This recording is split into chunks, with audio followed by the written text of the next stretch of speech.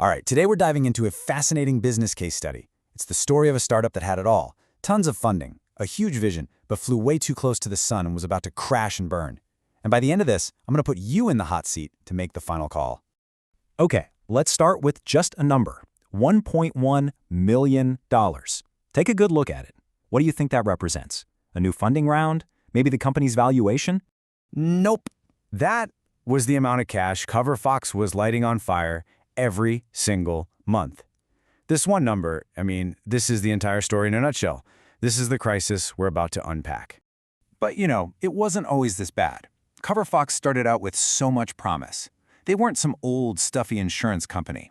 They had that cool, vibrant startup vibe and a massive mission to completely digitize the insurance industry in India, a classic disruptor. And this timeline really shows you the whole roller coaster. It kicks off in 2013, they raise over $50 million, everything's looking amazing. But then things get shaky. The original founders leave in 2016, and suddenly there's a huge leadership vacuum. Fast forward to March 2020, that cash burn hits the critical $1.1 million a month, right as a global pandemic is kicking off. Talk about bad timing, right? And that's the exact moment a new CEO, Sanjib Jha, is brought in to try and save the day. And here's the crazy part. This wasn't some tiny little startup that nobody had heard of. Look at this map. It shows you where their customers were, all over the country.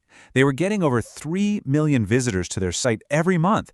The potential was absolutely massive, which makes the financial dumpster fire even more shocking. So let's really get into the weeds of this crisis. How on earth does a company with that kind of reach and that much funding end up on life support? To really get what's going on, we got to talk about one key term: net burn rate. It's not just about how much money you're spending, it's the gap between your spending and what you're actually bringing in. It's literally the metric that tells you how fast your clock is ticking before you run out of cash. And these numbers, well, they tell a terrifying story. Just look at that net burn line in bold. In 2018, they lose almost $6 million. A year later, in 2019, that loss more than doubles to a staggering $13.36 million. That's where you get that average monthly burn of over $1.1 million. This wasn't just a small problem. This was a death spiral. And just when you thought it absolutely couldn't get any worse, bam, the world changes overnight. The COVID-19 pandemic hits, economies are shutting down, and everything is uncertain. For a company already teetering on the brink, this was like a final push towards the cliff edge. So the company's basically on fire, investors are freaking out, and time is running out. What do?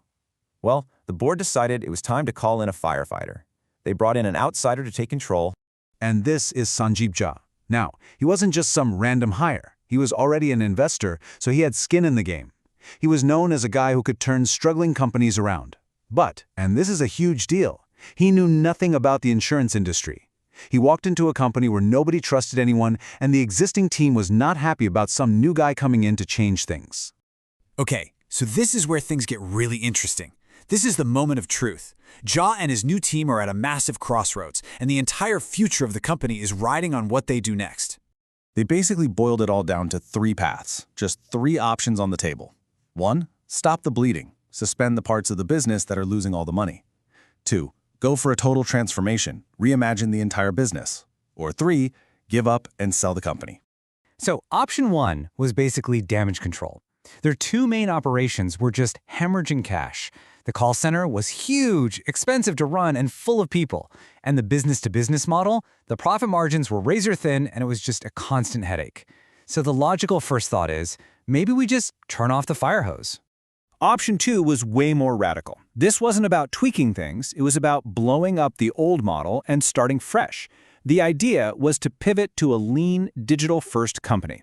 Get rid of the giant teams and instead focus on what they were really good at, technology, and build partnerships.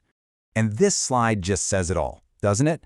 On the left, you've got the old way, a massive, expensive, people-heavy call center. And on the right, the dream, a sleek, scalable, tech-driven platform. One model burns cash, the other one could potentially print it. And this vision from Jha himself really sums up the ambition behind option 2. He wasn't just talking about selling insurance on a website. He was talking about creating a whole digital ecosystem, a platform where buying insurance was so easy and seamless it could happen anytime, anywhere. Then, of course, there was the last resort. Just sell the whole thing.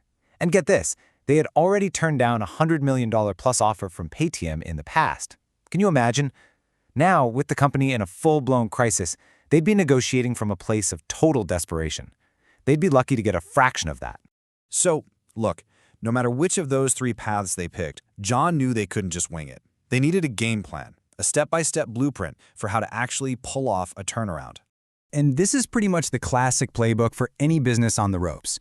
First, you have to stabilize the crisis, stop the bleeding. Then you get the right leaders in the right seats, get your investors and employees back on your side, and get ruthless about focusing only on what's critical. It's a system for recovery. But maybe the single biggest change was a cultural one. The old mindset of growth at all costs, fueled by vague promises of inherent potential, was dead. The new rule was simple. Show me the data. If you can't prove it with numbers, it's not happening. Which brings it all back around to the final, critical question. The decision isn't a hypothetical anymore. It's real, and a choice has to be made right now. So let's recap. You're in the CEO's seat. You're a turnaround expert, but you're an outsider in this industry. Your company is burning through cash like there's no tomorrow. We've looked at the problem, we've analyzed the options. The fate of the company, its employees, all of it, it rests on your call. So I'll leave you with this. If you were sitting in that chair, staring at this data, what would you do? Would you suspend operations and just stop the burn? Would you take the huge risk on the big pivot? Or would you just sell the company for whatever you could get? As CEO, what move would you make?